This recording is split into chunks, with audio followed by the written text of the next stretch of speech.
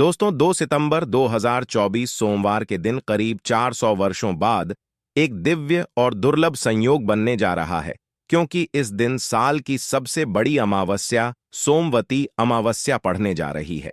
दोस्तों, यह सोमवती अमावस सोमवार के दिन पड़ रही है, जिस वजह से इस दिन 3 बड़े योगों का निर्माण हो रहा है, जो कि है धन लक्ष्मी योग, अमृत सिद्धि योग और गज केसरी योग। दोस्तों, इन 3 योग के निर्माण की वजह से सोमवती अमावस्या भगवान भोलेनाथ और माता पार्वती, भगवान विष्णु और महालक्ष्मी की असीम कृपा बरसने वाली है। और अगर इस दिन आप चुपचाप किसी को बिना बताए स्वास्थ्य से जुड़ा यह अचूक उपाय कर लेते हैं, तो आपकी सभी समस्याओं का हल संपूर्ण रूप से हो जाएगा। दोस्तों, एक साल में करीब 12 अमावस्या पड़ती है और 2 सितंबर सोमवार को सोमवती अमावस्या सभी अमावस्या में से सबसे बड़ी मानी जाती है। इस दिन स्वास्थ्य से जुड़ा यह अचूक उपाय आपकी हर परेशानी को कर देगा, चाहे वह धन को लेकर हो या सेहत या संतान की प्राप्ति को लेकर। इसीलिए दोस्तों, वीडियो को आखिर तक जरूर देखें। और दोस्तों, अगर आप भी अपने जीवन में भगवान श्री हरि विष्णु की कृपा पाना चाहते हैं, तो इस वीडियो को लाइक करके कमेंट में जय श्री हरि जय मां लक्ष्मी लिखना ना भूले। दोस्तों, सोमवती अमावस्या का दिन श्री हरि विष्णु को और भोलेनाथ को समर्पित है। इस दिन जगत के पालनहार श्री हरि विष्णु अपनी 4 महीने की योग्य निद्रा से जागते हैं। इसके बाद से ही सभी मांगलिक काम आरंभ हो जाते हैं। इसके अलावा एकादशी भगवान विष्णु को प्रसन्न करने के लिए भी बेहद उत्तम मानी जाती है। इस दिन भगवान विष्णु को प्रसन्न करने के लिए कुछ लोग व्रत रखते हैं और पूजा करते हैं। इस दिन सच्ची श्रद्धा और भक्तिभाव से भगवान विष्णु की पूजा करने से सभी मनोकामना पूर्ण होती है। दोस्तों, स्वास्थिक अत्यंत प्राचीन काल भारतीय संस्कृति में कल्या का चिन्ह समझा जाता रहा है। इसीलिए कि किसी भी शुभ काम को करने से पहले स्वास्थिक चिन्ह अंकित करके उसका पूजन किया जाता है। मान्यता है कि ऐसा करने से कामों में सफलता मिलती है, क्योंकि स्वास्थिक के चिन्ह को शुभता का चिन्ह समझा जाता है। इस तरह स्वास्थिक का अर्थ अच्छा या मंगल करने वाला ऐसा बताया गया है। मेन वर्णित है स्वस्तिक सर्वदा रुद्र, अर्थात सभी दिशाओं में सबका कल्याण हो। इस तरह स्वास्थ्य एक शब्द से किसी व्यक्ति या जाति विशेष का नहीं, परंतु संपूर्ण विश्व के कल्याण या वासुदेव की भावना निहित है। किसी भी शुभ काम को करने से पहले गणेश जी का नाम लेते हैं, और हिंदू धर्म में स्वास्थिक को गणेश जी का भी प्रतीक समझा जाता है। वैसे तो किसी भी शुभ काम को पहले स्वास्थिक बनाकर ही थाली में रखते हैं और पूजा करते हैं, क्योंकि ऐसा करने से में खुशियां बढ़ती हैं। स्वास्थिक में 4 तरह की रेखाएं होती हैं और इनका आकार भी एक समान ही होता है। रावेद की भाषा में स्वास्थिक को सूर्य का प्रतीक समझा गया है और उसकी 4 भुजाओं को उपमा दी गई है। पौराणिक मान्यता है कि 4 दिशाओं यानी पूर्व पश्चिम उत्तर दक्षिण की ओर यह 4 भुजाएं इशारा करती हैं, और हिंदू धर्म में इनको 4 वेदों से जोड़कर भी कहा जाता है, यानी ऋग्वेद, यजुर्वेद, अथर्ववेद और सामवेद। स्वास्थिक की 4 रेखा सृष्टि से रचनाकार भगवान ब्रह्मा के 4 सिरों को दर्शाती हैं, और 4 पुरुषार्थ यानी 4 आश्रम, 4 लोग, 4 देवों यानी ब्रह्मा, विष्णु, महेश और गणेश की तुलना भी की गई है। इसके मध्य में जो बिंदु है भगवान विष्णु की नाभि मानी जाती है, जिसमें से भगवान ब्रह्मा प्रकट होते हैं। और स्वास्थिक की 4 रेखाएं एक घड़ी की में चलती हैं, जो संसार की सही दिशा में चलने का चिन्ह है। यह है स्वास्थ्य महत्ता। इस एकादशी दिन घर के मुख्य द्वार पर शुभ मंगल चिन्ह स्वास्थिक स्वरूप बनाएं। आप चावल और कुमकुम की सहायता से बना सकते हैं, चावल और हल्दी के घोल से बना सकते हैं, या फिर कुमकुम यानी सिंदूर और घी, सिंदूर और तेल मिलाकर के भी बना सकते हैं। ऐसा करने से वास्तु दोष दूर हो जाता है। इससे मनोकामना हो की पूर्ति हो जाती, घर से क्लेश कलह बेचैनी दूर हो जाती है, तंत्र मंत्र क्रिया से भी रक्षा होती है। इसे शुभ काम के पहले अंकित किया जाता है, क्योंकि स्वास्थिक को मान सम्मान, सफलता और उन्नति का प्रतीक समझा जाता है। स्वास्थिक हर दिशा से देखने पर एक ही सम्मान लगता है। आपने उल्टा स्वास्थिक की देखा होगा, परंतु उल्टा स्वास्थिक के उपाय अलग होते हैं और सीधे स्वास्थिक के उपाय अलग होते हैं। अगर जीवन बहुत परेशानियां हो तो एकादशी के दिन तांबे या चांदी का स्वास्तिक प्राण प्रतिष्ठा करवाकर घर की चौखट पर लगवा दो। बाजार से अलग अलग साइज के मिल जाते हैं। उसे लाकर पूजा घर में रखकर पूजा करें। इससे घर में लक्ष्मी का वास हो जाता है। लक्ष्मी प्राप्ति हेतु चांदी का स्वास्तिक नवरात्रों में भी लगाया जाता है, परंतु सबसे अच्छा है कि सिंदूर और घी या तेल मिलाकर के यह या फिर चावल और हल्दी के घोल से बना दे के मुख्य द्वार पर स्वास्तिक बनाते हैं तो ज्यादा बड़ा मत बनाइए।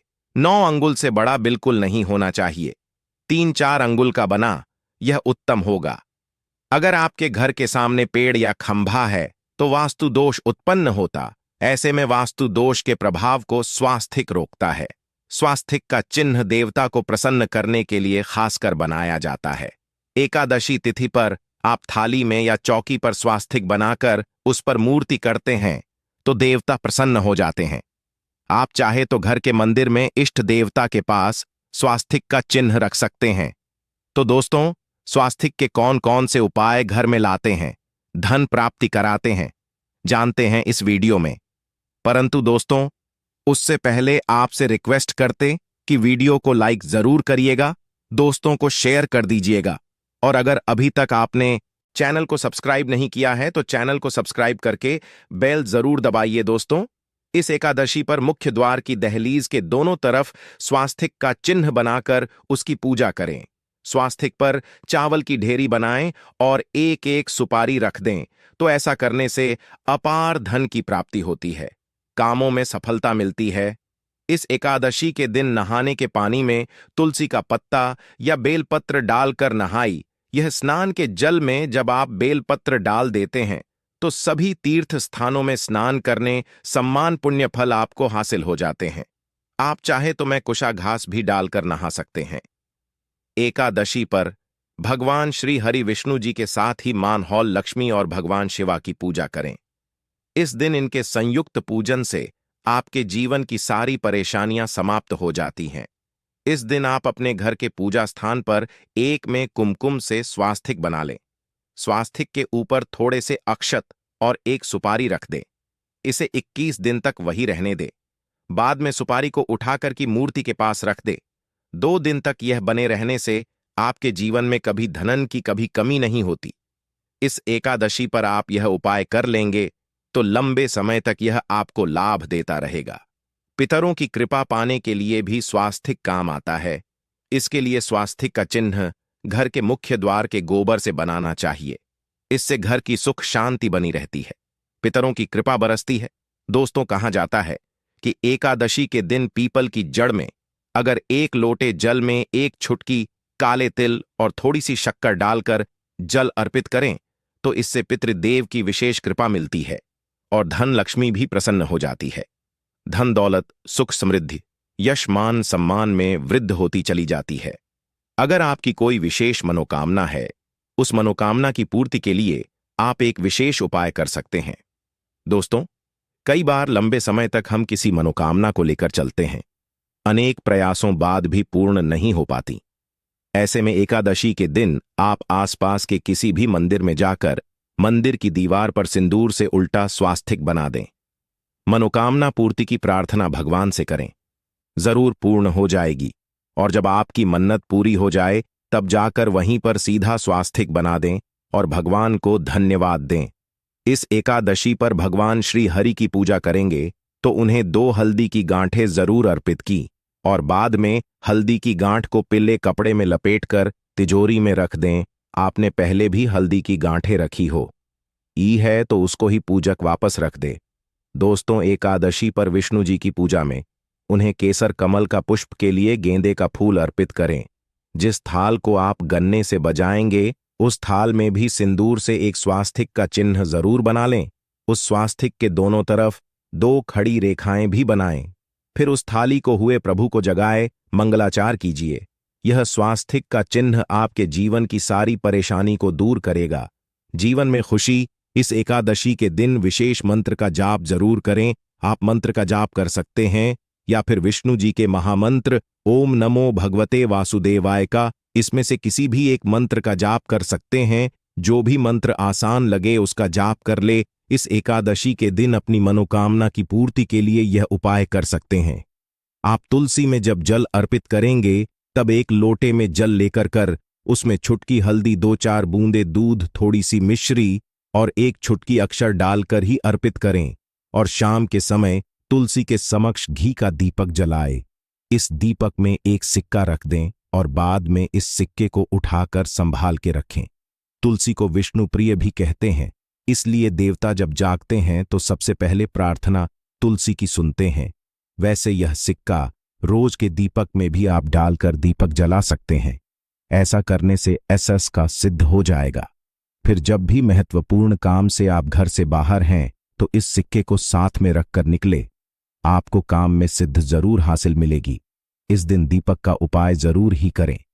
एक दीपक घर के मुख्य द्वार पर अंदर की तरफ से या फिर पास के किसी मंदिर में एक दीपक, तुलसी के नीचे एक दीपक अपने घर के पूजा स्थान पर इस दिन जरूर जलाएं।